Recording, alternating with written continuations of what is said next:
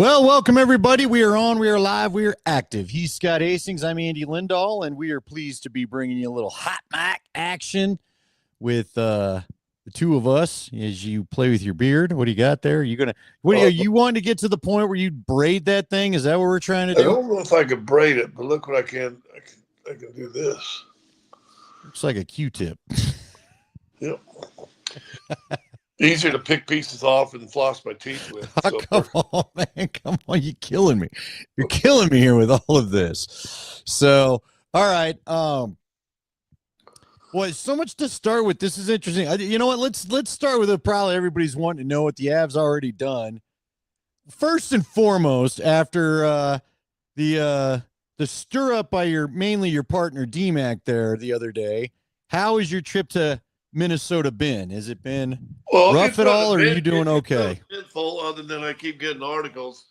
You know, my hero Darren, who's an idiot. I hope he watches this. And his sidekick Tanner think it's funny as hell. You know, let's put up there, let's rile everybody up. Which, whatever. Last time I looked, we're supposed to be covering the story and giving opinions on the story, not trying to be part of the story. But, you know, that's the new media, and so I guess that's what it is. But, yeah, I guess there's been a little hate and whatever. I don't play on social media, so other than when Tanner sends me a thing, and then I will tend to scroll down to the comments below, and I'm a douchebag, and we're idiots, and I'm Colonel Sanders, and, you know, all that stuff, which I'm like, I think it's kind of funny. I'm glad somebody in Minnesota finally recognized I have been trying to get an NIL from KFC for a year now, and no luck. So that's where it is. But yeah, you know, there's a lot of hate. It's media hate. It's phony. Gosh, that's what's so funny about it. Like, what's the guy that does the Vikings, their play-by-play guy? Oh, Paul Allen. Allen. Who's one of the great broadcasters of all time, and one of the nice guys of all time, you know. So Darren goes, Paul Allen, he's horrible. He's, you know, just trying to be funny. These guys clip it like it's real and then write all sorts of scathing articles like the guy was serious about it. We're actually having Paul on our radio show tomorrow. But I just think it's, I'll be my old guy, get off the lawn. I think this stuff is stupid. It is. Now, you know, look, I admit I threw into it, made it worse, thought it'd be funny. Like I told you, it was to me, it was funny. Because again, you and I, maybe we ought to tell people a little bit of where we come from, or at least where I come from with you media-wise, right? Doing the Zoo. This thing used to be called the Zoo Crew Redo Podcast. And but we came up in a time we had a goofy store at the sports department. You were kind of our ringleader, to be honest with you. We followed your lead. We gave each other a hard time. We were always busting each other's balls. We were always giving each other shit. You got a bad haircut, you were going to hear about it. You know, you drink something stupid one night in a suite watching an Avs game, you were going to hear about it. But that's what it was. And we gave each other a hard time. And you know what I liked Facebook for originally? And our fantasy league was this way too when we started it. Everybody was just, we were flipping each other shit, but it didn't mean anything. Everyone got a good laugh. You know what I mean? We used to have fun. You know, you could be, you know, your team sucks so bad, this, that, and people, you knew that we were laughing together. We were having a good time. And so, like I said, when I first put up my Dumb Little Rings post, there were guys sending, like the guy that stood out to me sent me his class. Like there was some really funny, witty, lighthearted stuff. You know what I mean? And maybe what didn't mean it lighthearted, but it did make me laugh. And it felt locker roomish, and it felt like, okay, maybe we can have a little fun or rivalry. But it always goes, as it always seems to do on social media. It heads to an ugly place. It heads to a dark spot. There's people that take it too seriously, and then the fun gets ruined. But to your point, see, I am glad that you said it's fake, because quite honestly, I've been to Minnesota a few times. A couple times. I enjoyed myself there. The people, you know, they're just like any other people or whatever.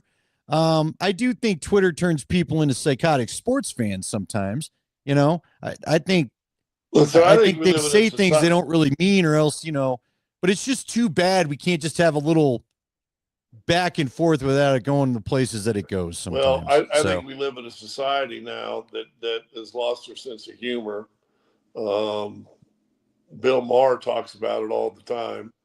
Um, and everybody who now has a camera in front of them, their opinion matters. Listen, I'm going to give you my opinion.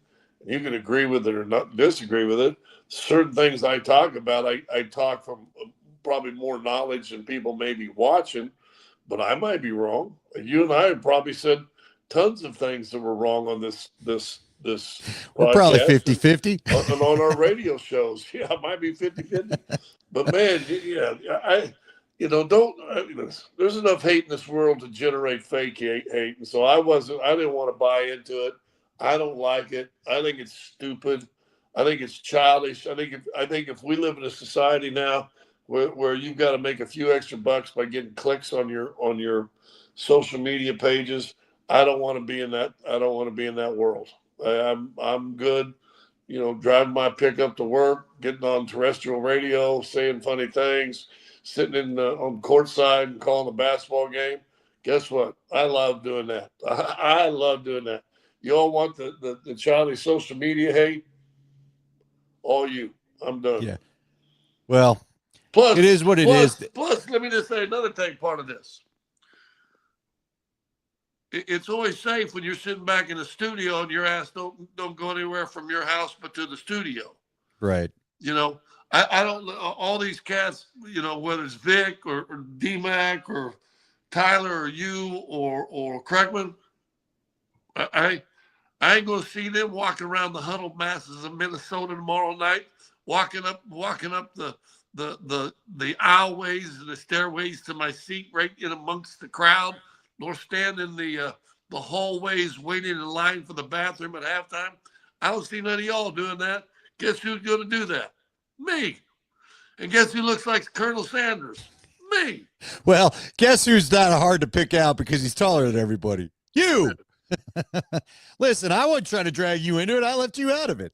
What I brought on for me. No, so, but you because you got popular and got all them people to like you, and you admitted, I thought very nicely when you came in after you'd done it, said you wish you hadn't, and it got ugly and vile. And you got it was stupid. I wished I'd never bothered. I really wished I'd have just stayed out of it. The F word and the R word and all the stuff that supposedly kinder, gentler people aren't using those words anymore. You got it thrown at you all the time. So, but you got clicks, and Vic did the same thing, which he loves, and he got clicks.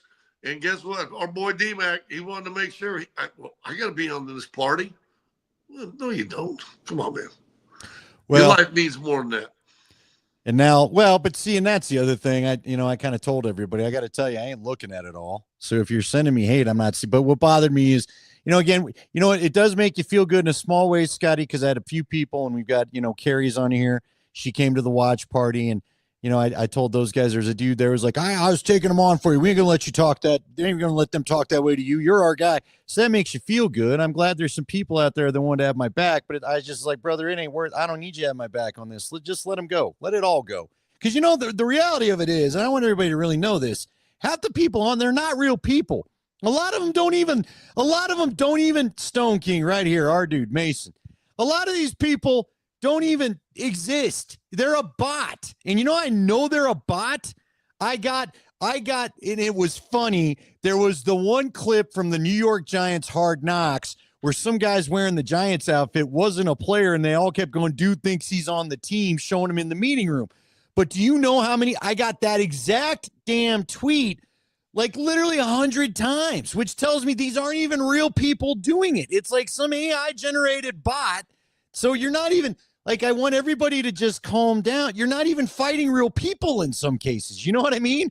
Twitter's turned into, it's just gone so stupid weird that I don't even know, you're not even positive it's another. Thank you, Mason. I appreciate you. I just, look, it is what it is.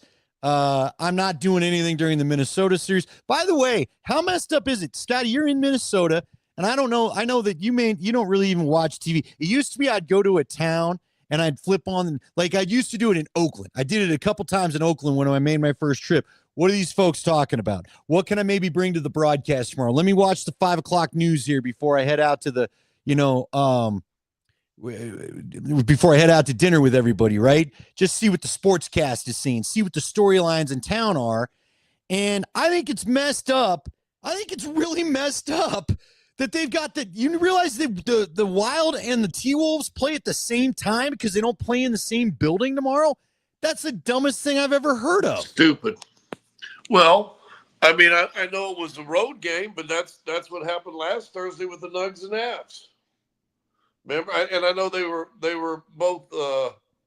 No, the Avs were at home, and I think the Nugs were on the road. Yes, but they played. They started at the same time. Well, it was last Thursday. You know what? It was game one of it in LA and game one or game whatever in Minnesota. Game 3 in Minnesota.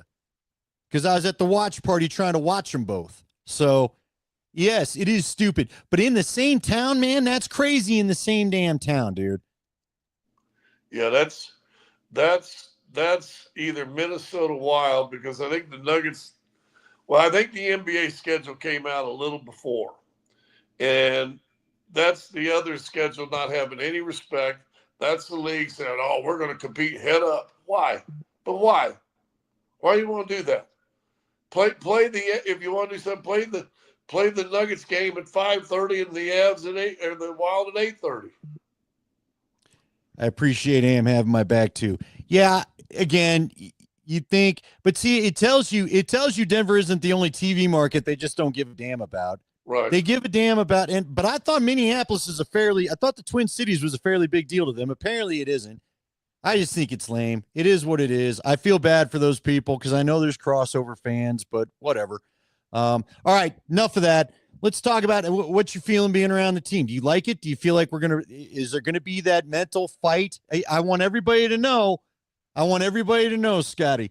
And you were damn close to it happening until the refs changed their mind. Scott Hastings told me on the phone, I called you as you were driving down to the game the other night, and I go, all right, what do you got? What's your gut tell you? And without even thinking about it, you go, oh, they're winning by 20 tonight. They're going to win by 20 tonight, and then you felt good about Thursday. But you did say it's going to be tough, but you think they can get Thursday, and then they win Game 7, and they move on. You were so dead sure of it, and I got to be honest, I'm like, boy, I don't know. I think maybe, I don't know if I buy that. And then, sure enough, they should have won by 20, but they had to call every little ticky-tack crap at the end, make sure that fourth quarter stayed close. Yeah. So what do you feel? Is that same mental fight, mental toughness coming to Minnesota in your mind? Everybody overreacted on games 3 and 4. In fact, just throw 3 out. You see that a lot of times, first game away. It is what it is. Game 4, you just came in with the wrong mindset in the second half after Ant did, and they came back with their backs against the wall and played like it and surprised you, I think. But you should have won game 2. You kind of gave game 2 away. Otherwise, you'd be sitting there up 3-2 yourselves, and Minnesota being the panic state, not make sure they get beat at home tomorrow.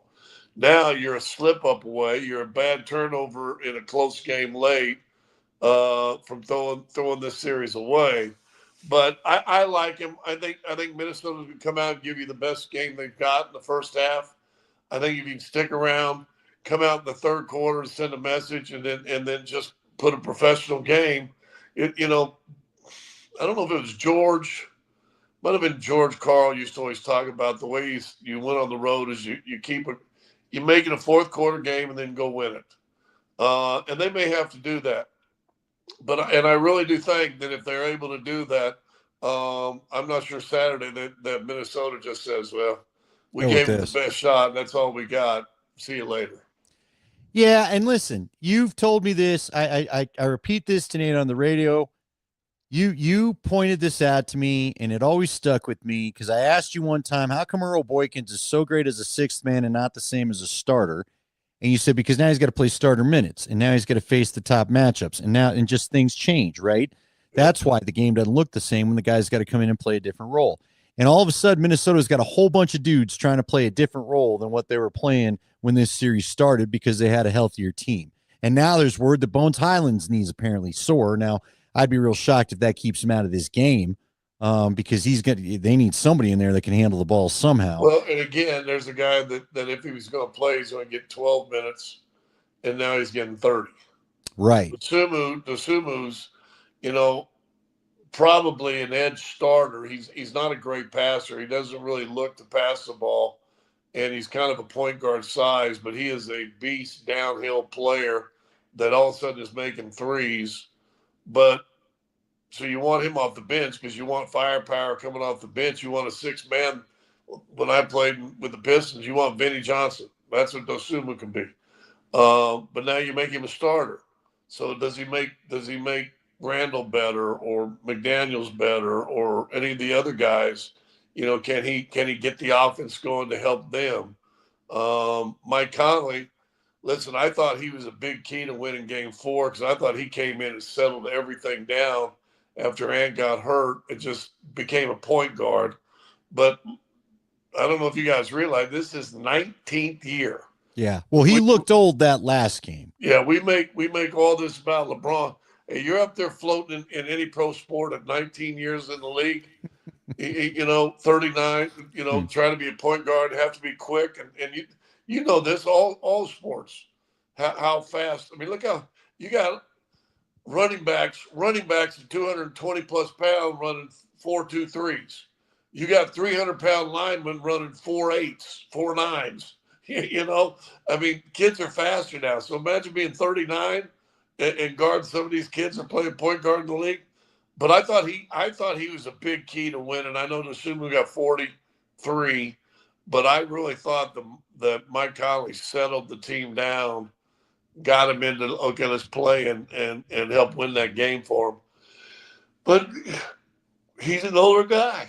I mean, it is what it is. But listen, you're going to have to get a few punches. You may have to play a little rope-a-dope for a little bit. You got to stay in touch. They flew in earlier today just so we can get to the gym and get a little shooting in. I don't think they're going to have shoot around tomorrow because of this. And you got a little bit of time to think about it. And 8:30 start here, 7:30 where you guys are, and here we go.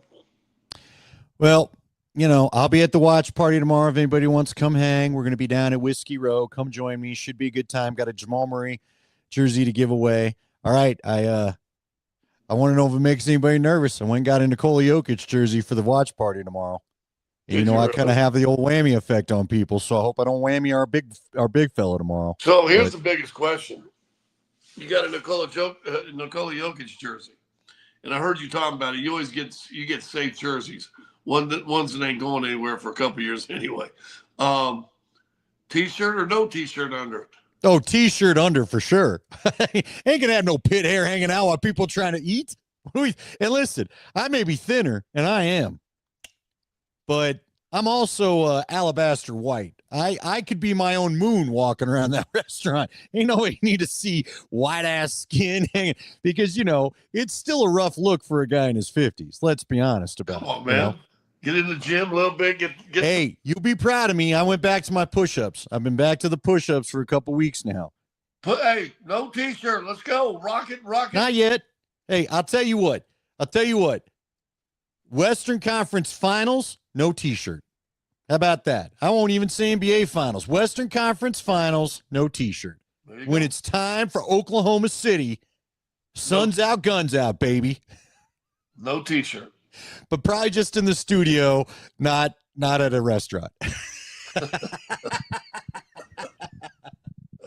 So there you go. I could go fake tan guy if I could call up our boy Steve Hess, maybe find a good place to get a tan, maybe help that skin out a little bit, maybe. There you go. Yeah, get you one of them spray tan things. Do the Ross from Friends. Get you that rub on orange look. Yeah. Back when that was a thing, we could do it. By the way, it looks like Philly just beat Pittsburgh 1-0 in overtime. Oh, wow. So your boy Crosby, you know what that means? Sam Girard out of the playoffs. Sorry, Sammy. Gone fishing. I think, right? I think Sammy's a Penguin, right? That's who we got. What the Eastern Conference is doing to save my life. I know Connor McDavid's about to say bye-bye and go fishing too. Yeah, he was hurt. Well, now, you know what? Now I'm waiting to see. They're supposed to be putting the Vegas-Utah game on. Looks like that's still nothing. I'll tell you what, man, as we kind of start talking a little hockey, dude, there's There's some scary team. Listen, Minnesota. I know you're. They're all. Let's take Minnesota. Let's take Minnesota. I want to avoid the Stars, and that was me most of the year. Get a chance to watch Minnesota's rookie goaltender? I don't know, man. I'm not so sure. I'm voting for that. Ottinger's a little more off his game than that rookie for Minnesota, dude. Um, I don't know. And you know who else is a low key tough matchup? I'm not sure you want to face in the playoffs is the Utah Mammoth, dude.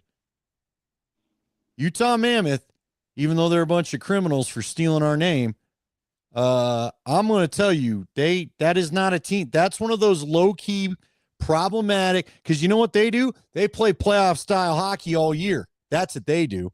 They're used to this stuff. Close games. I don't think they go blowing teams out of the building, but they're just going to play gritty. And they're a problem for the Avs, man. They're kind of a little bit of a. I'm not saying I want Vegas left around, but damn, dude.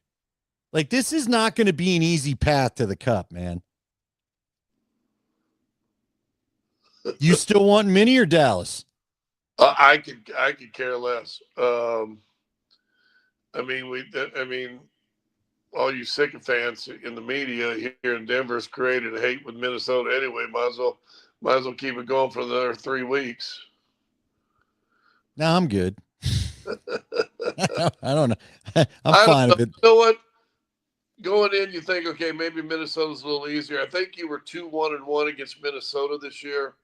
But that was before they got Quinn Hughes. Yeah, and Dallas, though, I don't know. It's just always those, for me, I wanted Dallas only because I want to knock their ass out of the playoffs.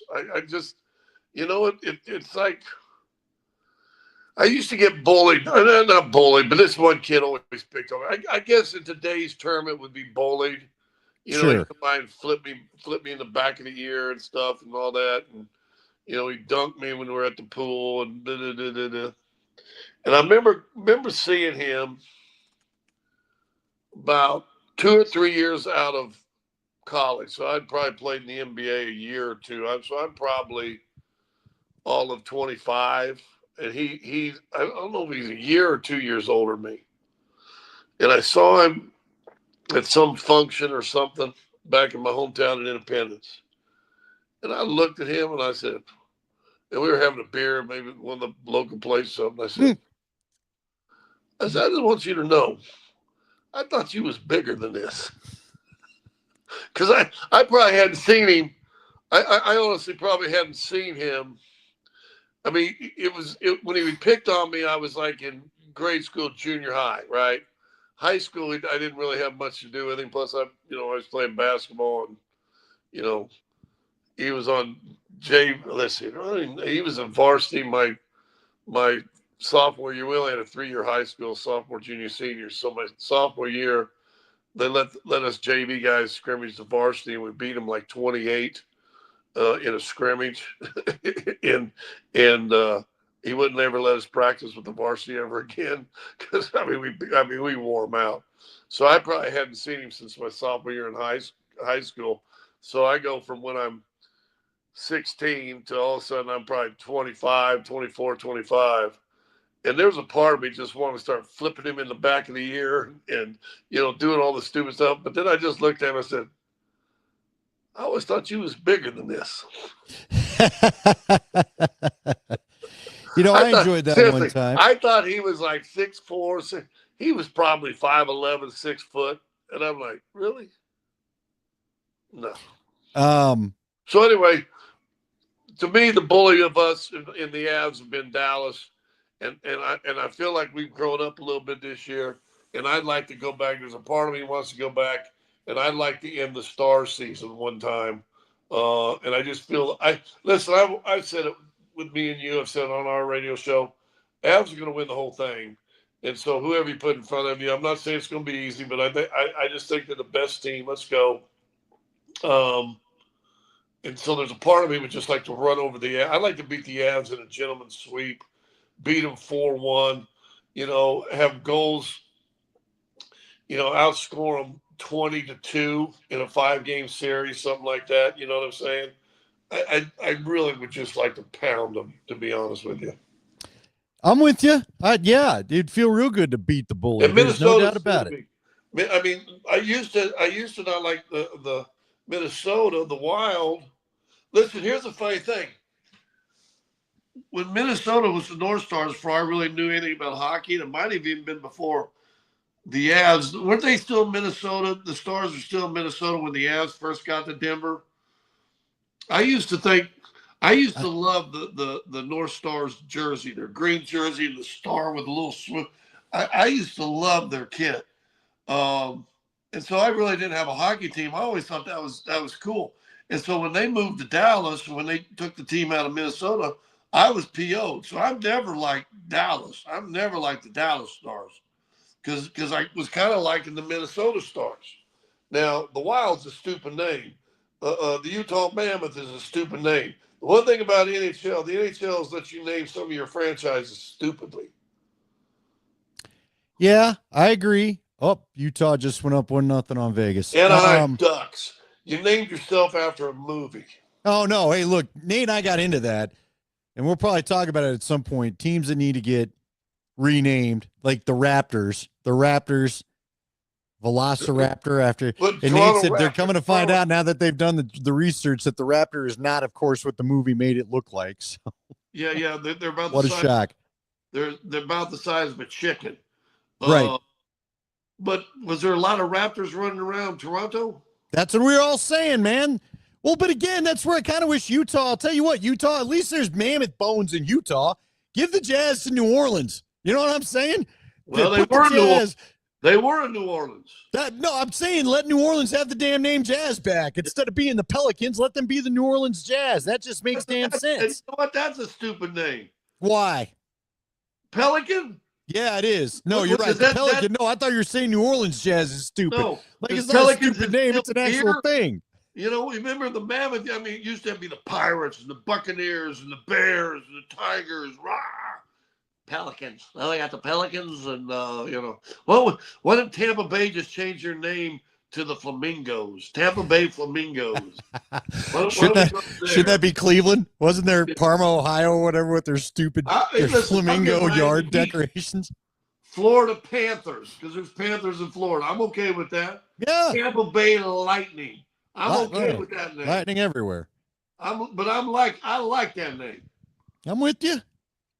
All right. You call them Pelicans? Well, they got Pelicans there, but who the hell wants to be a Pelican? Come on, man. Be some Pelican truther go and show up here. Right. I'm sure it's a fierce bird. Yeah, I'm sure it is. Listen, you don't want no bird dive bombing you and pecking you no matter what it is, but still. Yeah, listen, unless you're a little with a little minnow floating on top of the water, pelican ain't gonna get you. All right, we got our girl Marie, and we all love Marie. And that's just her latest message. Marie, Steve Kerr's not joining the Nuggets. You need to start checking the accounts of these people that you send me. That guy, the account you sent me, Marie, this guy, Brian Caldwell, it says Raptors are better than your favorite team. Your best source for NBA news and updates. And his next post says JJ Redick will not be coaching the Lakers game 4. Redick will attend his sister's wedding today. Well, sister, I think, lives in Denver. He's coaching. So he's coaching, is he not? Is he there? Is that a real tweet? I'm watching Man in the High Castle. I got the game on. I don't think I buy this guy's account. So Marie wants Adam and gone now. Is that what you're telling me? No. The tweet claims that he would join. And look, the guy, who knows? Sometimes dumb tweets end up being real. I don't know. Maybe join the staff. Who knows? But well, listen. If Steve Kerr, if this is last year, if he's going out with, yeah, I just saw JJ Redick, so he's not at his sister's wedding. Yeah. But if Steve Kerr, that's been a rumor. Bring Steve Kerr here. Listen, if Steve Kerr quits Golden State, he ain't getting back into coaching. No, I'm with you. No, he's gonna take the cashola, make $5 million from ESPN or Prime Video, you know, and everybody's gonna remember all the championships. That all he did was not get in the way. Forget about the job when he was a GM and he ruined Phoenix for about 5 years. Forget about that. Forget Jerry West is the guy that helped put that whole team together really in the first place. Forget all that. But, you want Steve Kerr here? We'll see.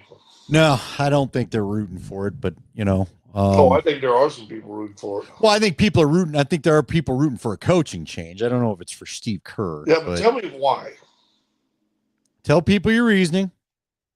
Well, listen, when people are getting all over David after game 4, and I said this on the radio show, if you want to question substitution patterns, you want to question some X and O's, you want to question minutes, that's coaching. That's coaching.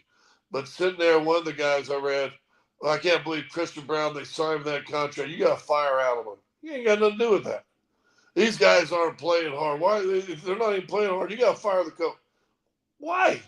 If you got dudes that won't play hard that are making millions of dollars and you've got to fire the coach, you ain't got to fire the coach. You got the wrong guys. You got the wrong guys. If guys ain't playing hard just because they don't like coach, so you get rid of the coach. What if they don't like the next guy? So it's okay for them to not play hard again? Dude, when dudes don't play hard and it becomes a pattern, and I know it's easier to fire one as opposed easier to fire the chef than the whole wait staff, right? Right. Fine, I got you. But guess what? Playing hard, if a coach, and how many coaches you've heard say this? Effort, a coach can be responsible for coaching effort. If you got a coach being responsible for coaching effort, you got a bad team. You got trouble within the team.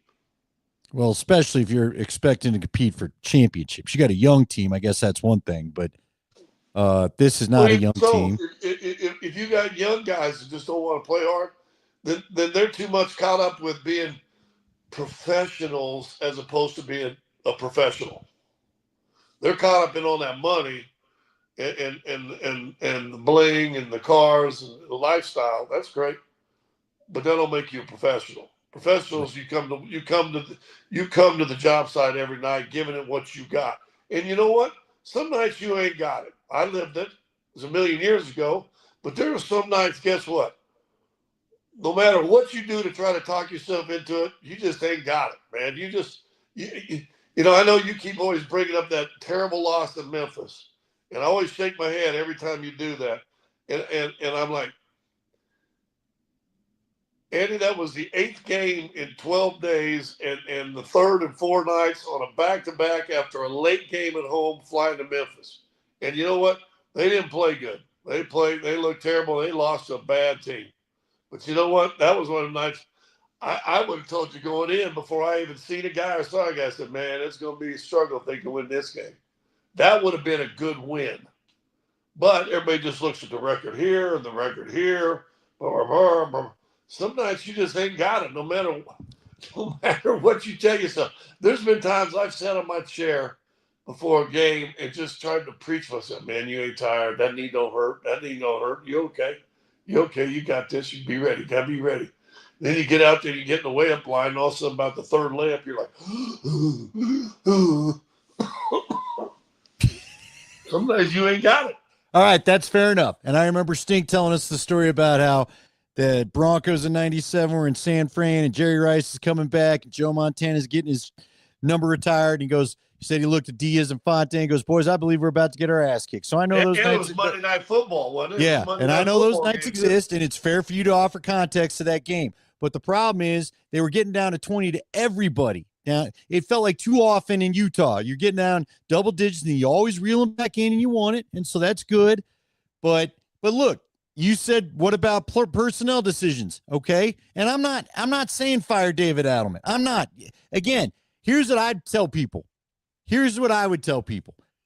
I used to ask people when I was covering the Rockies a little bit closer and Walt Weiss was the manager, you're upset about him going to the bullpen. He always brings the wrong pitcher out. Did you see who he's got down in the bullpen? He ain't got any. He doesn't have any major league pitchers to bring in to face this dude. So what do you want the guy to do? He doesn't have any good personnel to have go up against these guys, period. And frankly, there's times where I feel like, especially with Watson out and whatever's going on with Spencer Jones till last game, I realize you're hurt a bunch at the power forward position or whatever you want to say. They need to somehow get more athletic, long wings. You've talked about it. Nate's talked about it. Everyone's talked about it. You do And not have. Calvin Booth told me that 3 years ago. Okay. Well, then you know what? Yeah. So, but my point is, but then you have a game like last game, and look, man, I admit it. I like Valanciunas because I like an element of physicality. I like an element of I don't know if this guy's gonna whack me.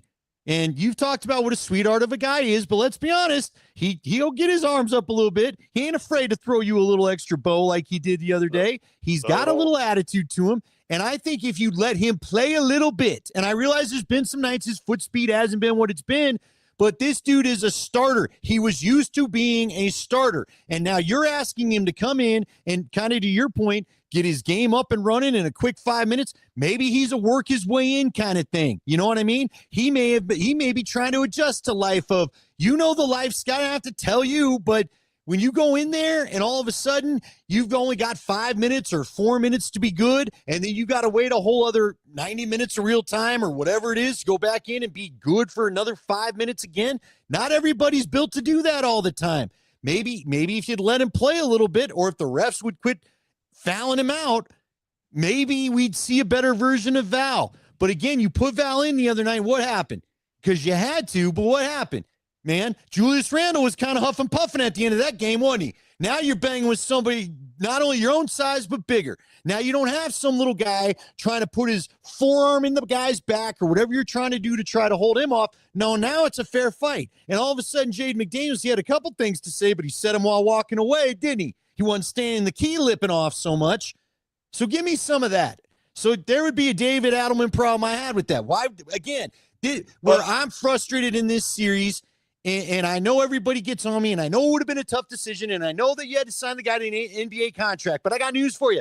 David freaking Roddy has an NBA. He at least had a body for what this series was going to be, and I just knew in my soul the way it had gone that Aaron Gordon was going to have a bit of a health problem. And now I feel like you don't have enough big bodies for Adelman to try to put back in the game to combat some of what the hell the fucking Wolves like to do.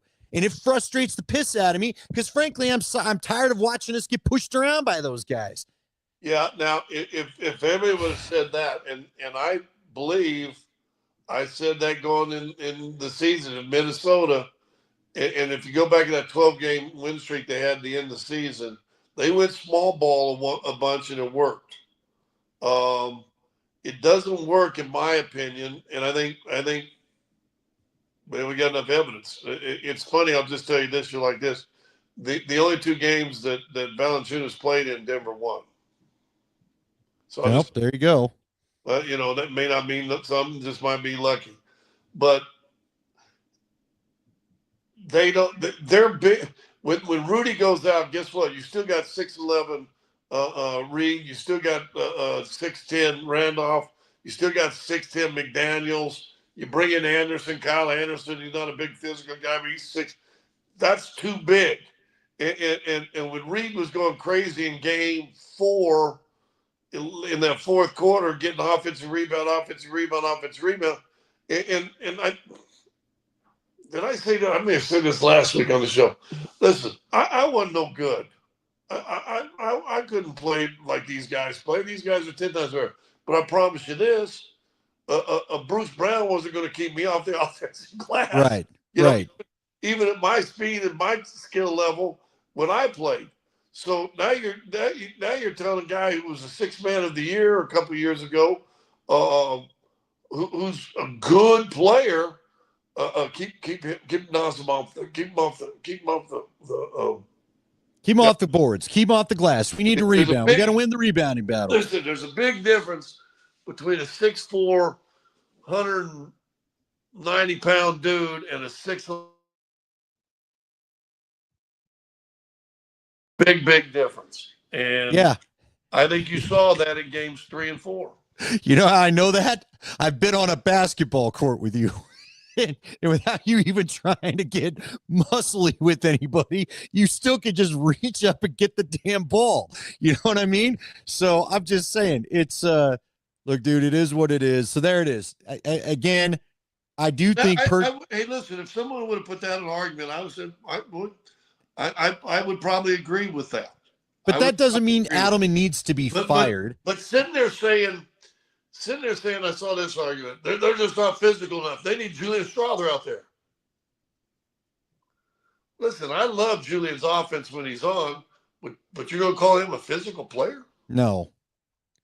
You know, I like the athleticism of what's our guy, the other big guy. I love his athleticism. Guess what? He's not a physical player. You talking about Najee, Zeke Najee? Zeke, look, I love Zeke to death. The guy can jump. He's athletic. Blah, blah, blah. He'd be great in a finesse up and down the floor, get going game, BBB, no one's touching. But he's not a contact guy. The answer to physicality isn't him. There's probably only one answer, and he's slow-footed. He is slow-footed. But the one answer to physicality that you had on the bench is probably, Valanciunas. Well, but again, the refs. All I'm asking for, I guess, real quick. Did you hear the Chris Finch comments where he was like, "Oh, there's a lot of illegal screens that game, and they called a lot of them, but there's a lot more they could call."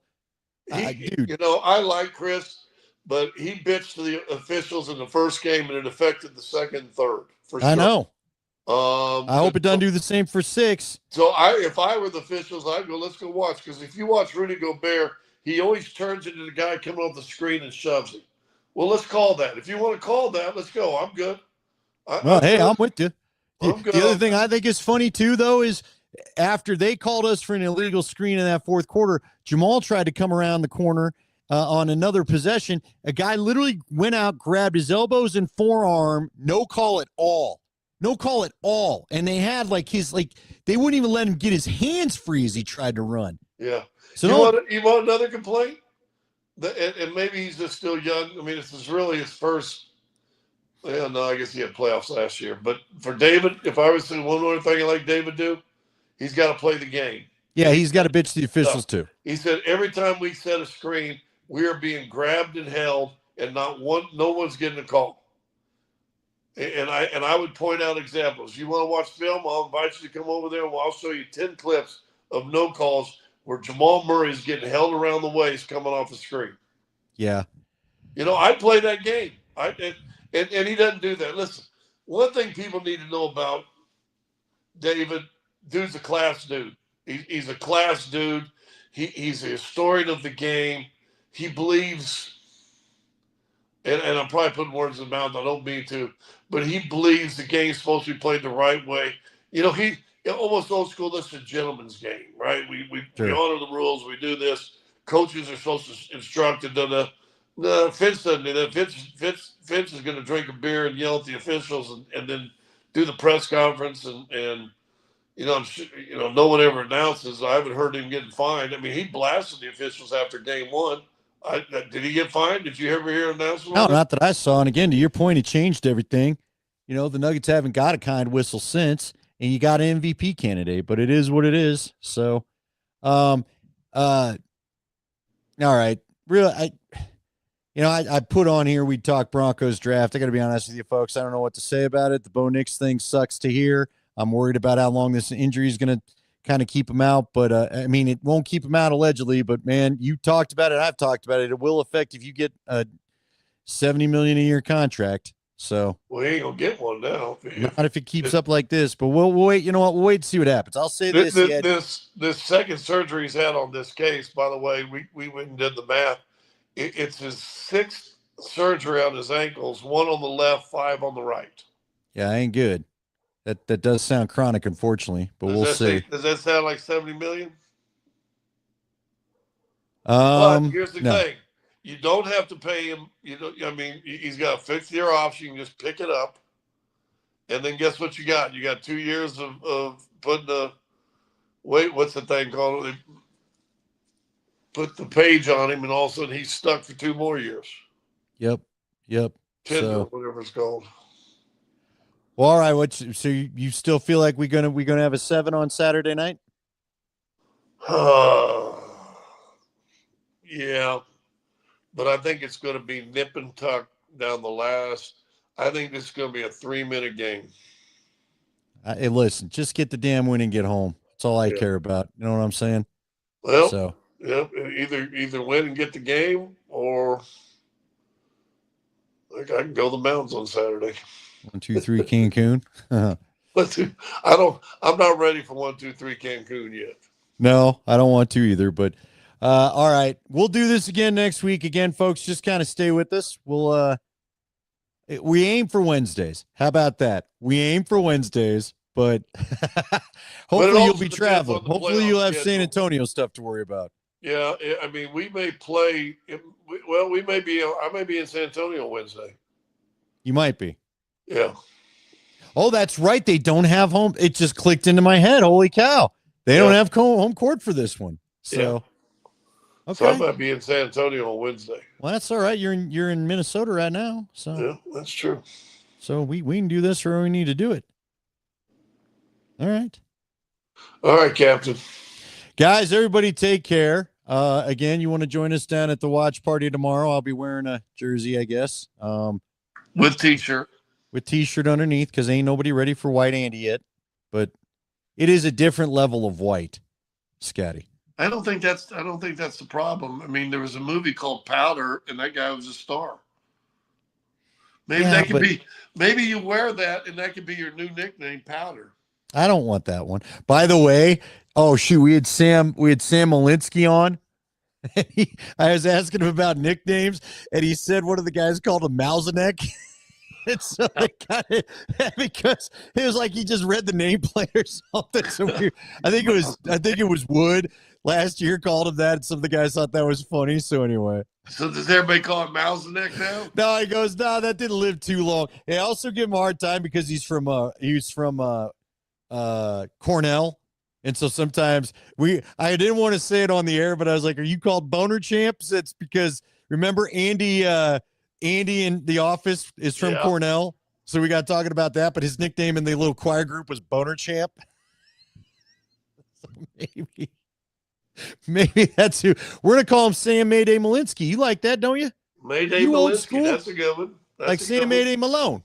Sam Mayday Malinsky. That's right.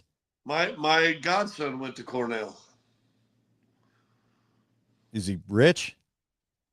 Well, I think he's a lawyer in acquisitions or something now in New York, and has 2 Sounds kids. Rich to me. If I was going to say, if you're living in New York anymore, you probably got to be rich, don't you? Well, you're not as rich as you once were. I know that. That's true too.